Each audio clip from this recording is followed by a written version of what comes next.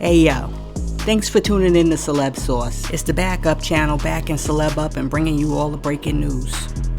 Hey yo, earlier this week we found out that a court has ordered Kanye West to pay Kim Kardashian $200,000 a month in child support for their 4 kids, right? And you're like, I heard that, I know that already. But what I'm trying to say is I was thinking about it and I'm like, listen, each one of those kids is getting about $50K per month, which is more than the average adult in America makes for working a full-time job, right? Now listen, I understand capitalism, I understand how things work, right?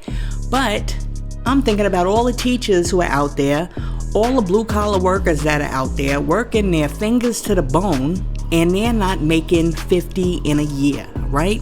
So real quick, I want to give a shout out to all of the people who are out there working hard right now, who are not making what they should be making. We salute you, we care about you, and we're thinking about you, and we're praying that each and every one of you has a come up in the near future. Because you guys make the world go around, and you guys deserve to get paid what you are worth. Now, we're on the subject of Ye. I just have to talk about it. I didn't drop a video the other day, so I have to talk about it now, right? Recently, Ye goes on the Alex Jones show, right? And Ye is sitting there, and he's dressed like a reject superhero from like the Marvel universe. And Ye sits there, and Ye says that he has love for Adolf Hitler. Yo, it was bizarre. Check out what Ye had to say. You're not Hitler. You're not a Nazi. You don't deserve to be called that and demonized. Well, I see good things about Hitler also. I love everyone, and Jewish people are not going to tell me you can love, us, and you can love what we're doing to you with the contracts, and you can love what we're pushing with the pornography. But this guy that invented highways, invented the very microphone that I use as a musician, you can't say out loud that this person ever did anything good, and I'm done with that. I'm done with the classifications. Every human being has something of value that they brought to the table. Seriously, I've really studied a lot of history, plus I had family that was there, and so, I don't think Hitler was a good guy. I get the Hugo Boss uniforms, amazing. But just because you're in love with the design, you're a designer. Can we just kind of say, like, you like the uniforms, but that's about it? There's a lot of things that I love about Hitler. A lot of things. Listen, I don't even know what to say. My mind is boggled. Okay, let's keep it real. Hitler was a tyrannical dictator who killed over 6 million Jews. Not only did he kill 6 million Jewish people during the Holocaust through the final solution, but Hitler also hated black people, gypsies, people who identified differently, as well as disabled people, okay? Hitler was a madman. Now, I understand the concept of free speech, people running around, Ye should be able to say whatever you want to say. We live in a country, it's a constitutional right to have free speech. Okay, listen, free speech has limits, okay? And sometimes it's not about people censoring you. Sometimes you have to be able to filter yourself as an adult. You know what I'm saying? Because there's certain things that you don't even want coming out of your mouth. Additionally, there's a such thing called empathy, where you put yourself in other people's shoes. And if you were one of those people who suffered in Auschwitz or, Bergen-Belsen, you wouldn't want somebody coming out and saying that the person who killed your whole entire family was a great, wonderful person. You have mad love for that person and they did wonderful things. He's got to check himself. And on top of that, I'm sitting there and I'm listening to him and he's like, Hitler created the microphone and Hitler created the highways.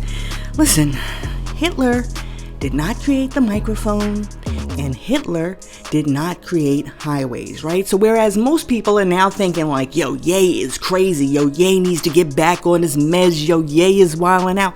I'm thinking in my head, where the heck did Ye go to high school? Who was Ye's history teacher? Why does Ye always seem to have alternative historical facts? Who miseducated Ye? The other thing I'm wondering is we all know that Ye's mom passed away, God bless the dead.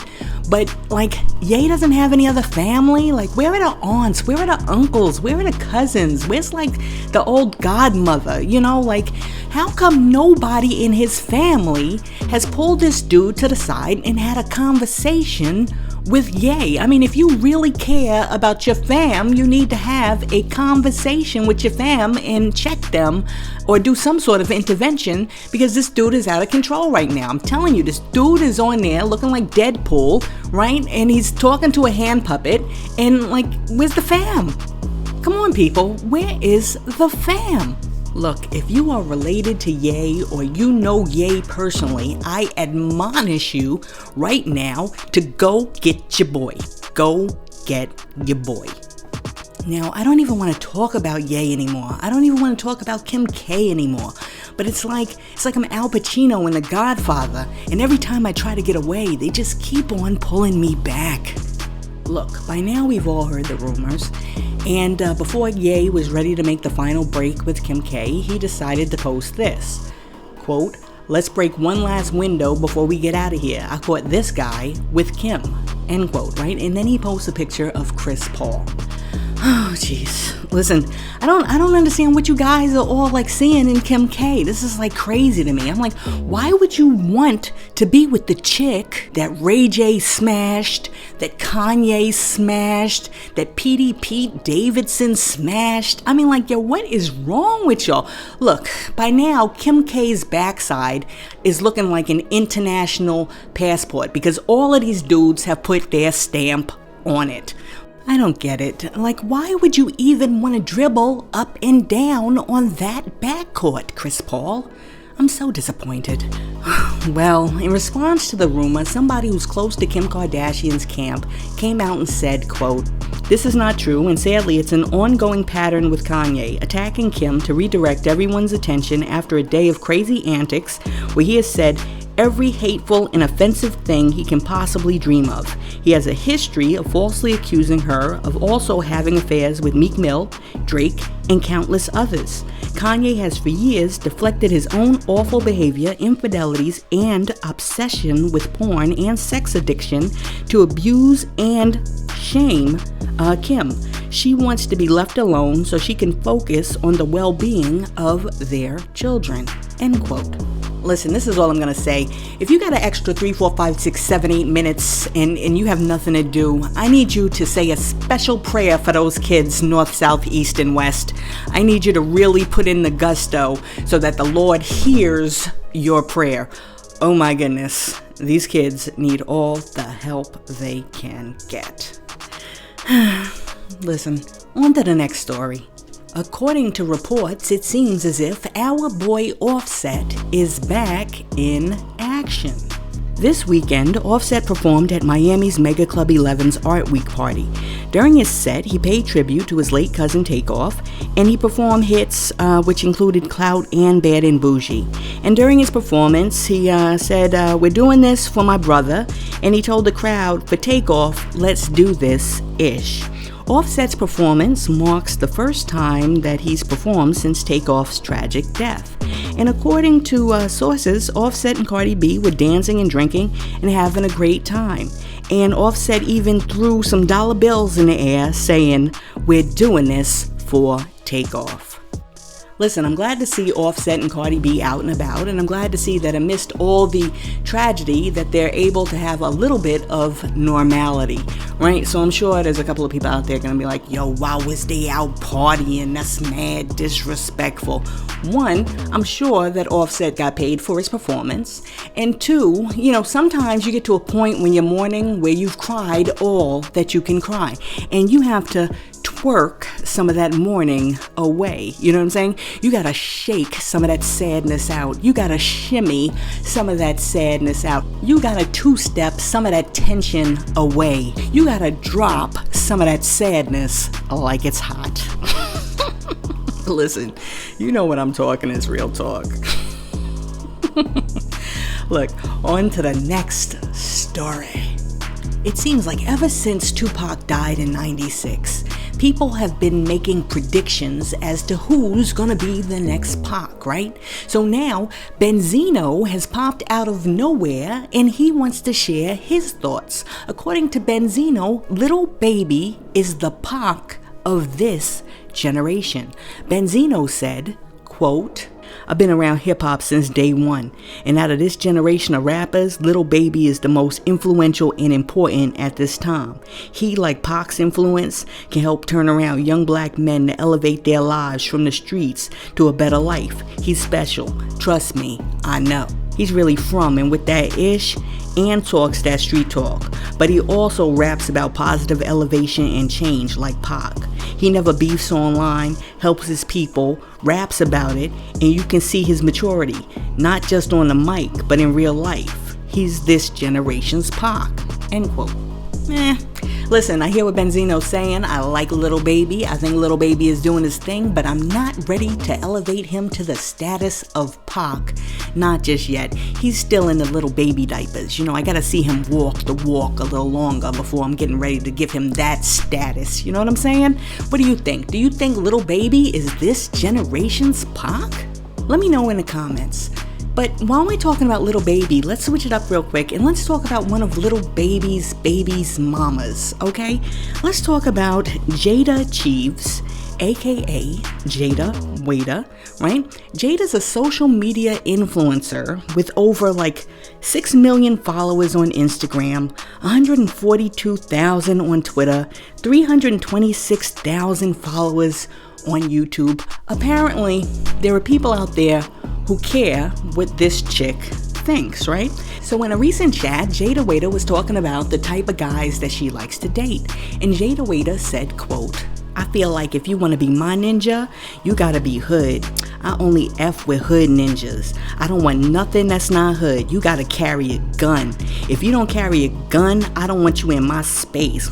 I'm a suburban girl, private school, Catholic school, but I was always attracted to thugs. End quote.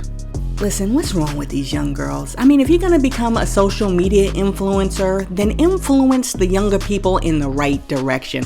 Whatever happened to wanting a good man, wanting a prayerful man, wanting a God-fearing man who works every day and who can support his family and is loyal? You know what I'm saying? I mean, really? I get it. Nobody wants the soft dude. You know what I'm saying?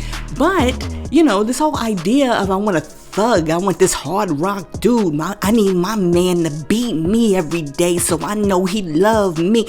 That's just crazy. Okay, now as far as the guns are concerned, right? I want a man who legally owns a gun so that he can protect his property. And when I say property, I mean his home that he owns. I mean his business that he owns. I mean his boat that he owns. Property, okay? I don't want the dude who has a gun so that he can protect the nickel bags that he has in a shoebox under his bed in his mother's house where his bedroom is. You know what I'm saying? That dude I don't want. Listen, let's do a little better job of thinking about what we say on social media so that we don't influence young people in the wrong way. And listen, if you're that 40-year-old dude who's in your mother's house and you're living in a bedroom and you've got all your money, not in a bank, but in the Jordan shoebox alongside your Glock, I apologize because you do deserve some love too. Now, recently, Bronx rapper Ice Spice was doing an interview, and she was talking with Erykah Badu and her daughter, Puma Curry. And Ice Spice started talking about her shape and her curves, okay? And she basically said that she would never get plastic surgery. Ice Spice said, quote, there's definitely a starter pack, and I see a lot of girls doing it. I feel like that doesn't apply to me all the way. My whole body's natural, even though some people try to accuse me of surgery. Only thing thick is my teeth, which I got redone. And my nails, I be having fake A nails. End quote. Icy Spicy went on to talk about her signature curly hairdo, and she said, quote, when I started putting music out, I was wearing wigs a lot. I didn't show my natural hair until I put out No Clarity in November 2021. End quote.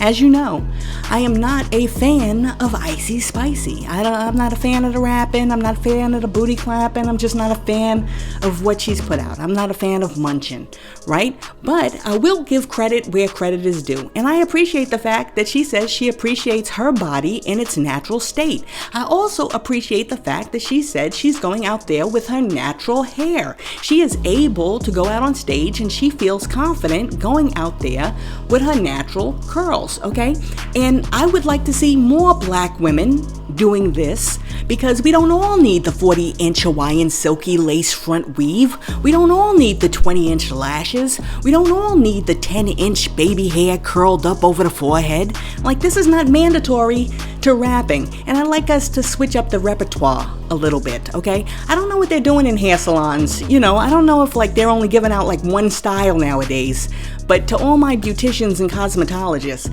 please switch it up a little bit, please. Listen, give us at least 1, 2, 3 more styles in the female hip-hop rapper starter kit. I would appreciate that, because I'm sick of seeing every chick looking like the same chick. Hey yo, let me know what you think in the comments. Do you think there needs to be a little bit more variation in style out there amongst the female rappers? Do you think that the current ghetto Barbie starter kit needs to be put back in a box and sent back to Thoughts R Us? Look, I'm very interested to hear what you have to think. Now, last night, new news broke about the takeoff moida. Houston police arrested Patrick Xavier Clark for the moida of takeoff. So now we're all seeing this dude and we're like, that's not Little Cam. Like, where did this dude come from? Like, who is this dude? And when did they do the switcheroo on us? Okay? And we're wondering why. We're wondering where this dude was. We're wondering how the police caught him or whatever. So we're all waiting for updates. But I gotta ask you, like, do you think this is legit? Or do you think that Jay Prince Jr. and the family pulled some strings and everybody's getting played with this one? I feel like I'm standing on like a street corner and somebody just hit me with the 3-card Monty, and I think there's some sleight of hand going on. I don't know. Let me know what you think in the comments. Hey yo, thanks for tuning in to Celeb Sauce, your source for celebrity news. Be sure to like and subscribe to the channel. Peace.